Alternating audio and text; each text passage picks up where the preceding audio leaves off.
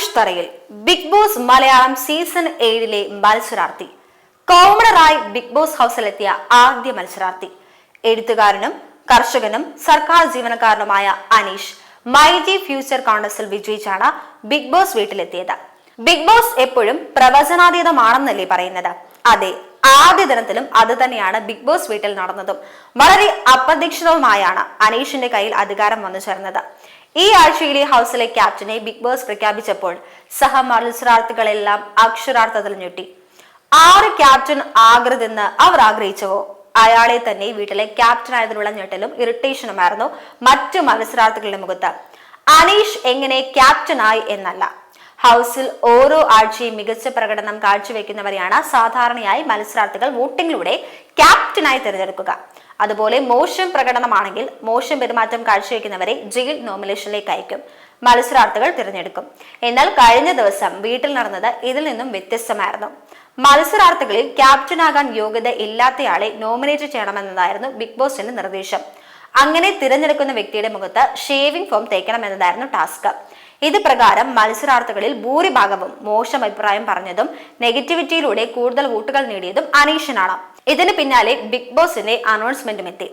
നിങ്ങളിൽ എല്ലാവരും ടാസ്കിനെ കുറിച്ച് നന്നായി മനസ്സിലാക്കിയിരുന്നോ? ആരാണ് ക്യാപ്റ്റൻ എന്നറിയുമോ? ഏറ്റവും കൂടുതൽ ഷേവിംഗ് ഫോം കിട്ടിയ അനീഷാണ് ഈ ആഴ്ചയിലെ ക്യാപ്റ്റൻ. ഇത് 7ാം സീസൺ അല്ലേ? അപ്പോൾ 7ന്റെ പണി കിട്ടുമെന്നറിയില്ലേ? ഇപ്രകാരമായിരുന്നു ബിഗ് ബോസിന്റെ വാക്കുകൾ. മത്സരാർത്ഥികളെല്ലാം ആർക്കെതിരെയാണോ നിൽക്കുന്നത് അവരാകും ക്യാപ്റ്റൻ എന്ന ആശയമാണ് അനീഷിന്റെ ക്യാപ്റ്റൻസിയിലൂടെ ബിഗ് ബോസ് നൽകിയിരിക്കുന്നത്.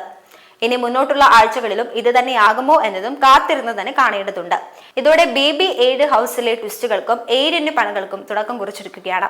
ബിഗ് ബോസ് സീസൺ 7ന്റെ ലോഞ്ച് ദിനം തന്നെ അനീഷ് ബിഗ് ബോസ് ഹൗസിനുള്ളിലെ ക്യാമറയിൽ പതിയാനുള്ള പണികൾ തുടങ്ങിയിരുന്നു.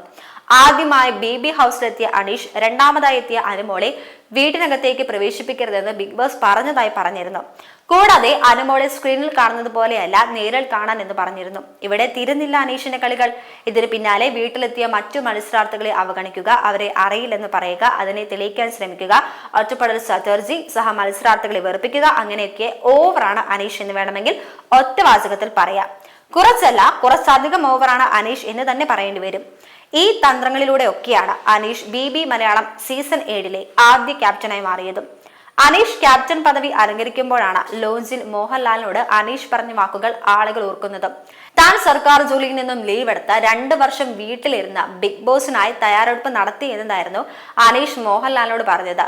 ആ തയ്യാറെടുപ്പിന്റെ ഫലം തന്നെയാണ് ആദ്യ ക്യാപ്റ്റൻസി എന്ന് തെളിയിച്ചിരിക്കുകയാണ് ഇപ്പോൾ അനീഷ്. ശ്രീവിരുദ്ധൻ എന്ന് വിശേഷിപ്പിച്ചുകൊണ്ടാണ് മോഹൻലാൽ അനീഷിനെ പ്രേക്ഷകർക്ക് മുന്നിൽ പരിചയപ്പെടുത്തുന്നത്. BB ഹൗസിനുള്ളിലും പലപ്പോഴായി അനീഷ് താൻ ഒരു ശ്രീവിരുദ്ധൻ എന്ന വിശേഷണം പ്രയോഗിക്കാറുണ്ട്. ഈ ശ്രീവിരുദ്ധത എന്ന വിശേഷണവും ബിഗ് ബോസ് ഹൗസിൽ കയറിക്കൂടാനുള്ള അനീഷിന്റെ അടവുകളാണോ എന്നതും വരും എപ്പിസോഡുകൾ മറുപടി നൽകും.